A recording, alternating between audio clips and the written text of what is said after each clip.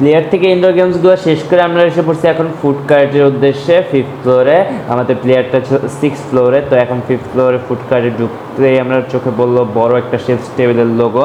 দেন একটু সামনের দিকে হাঁটা শুরু করলাম, আমার একটু খিদা লেগে গেছিলো। তো খিদা লাগলে আমি চোখে মুখে কিছু দেখি না, তো ভাবছিলাম কোনো একটা ব্র্যান্ডের ইয়েতে বসবো, কিন্তু ওই জায়গায় যাই নাই। র্যান্ডমলি একটা স্টলে ঢুকে গেছি, কারণ আমাদের খাবার দাবার তাড়াতাড়ি লাগবে। গার্লিক ব্রেড অর্ডার দিলাম। গার্লিক ব্রেডের সাথে ছিল আমাদের মেয়োনেজটা ভালো ছিল, সাথে ফ্রেঞ্চ ফ্রাই অর্ডার দিয়েছিলাম। তো ফ্রেঞ্চ ফ্রাই এসে পড়ছে, ফ্রেঞ্চ ফ্রাইয়ের পরিমাণ ওনারা ভালোই দিচ্ছিল, সাথে দিয়েছিল একটা টমেটো সস ওনাদের মেক করা, তাই টেস্টটাও ভালোই ছিল। আর এরপরে গরম গরম এসে পড়লো পিৎজা। গরম গরম পিৎজা খেতে যেয়ে হাতটা ফার্স্টে পড়ছি, দেন খাওয়া শুরু করছি পিৎজাটা। আর আমাদের ব্যাকগ্রাউন্ডে ক্রিকেট চলতেছিল, আর আশেপাশে অনেক ক্রাউড ছিল, যার কারণে ওরকমভাবে ভিডিও করতেও পারি নাই। আর আমাদের পিৎজাটা ছিল 12 ইঞ্চি থিনকাস্ট পিৎজা একটু ক্রাঞ্চি হওয়ার কথা ছিল, কিন্তু পিৎজাটা একটু সফট আর মিষ্টি ছিল।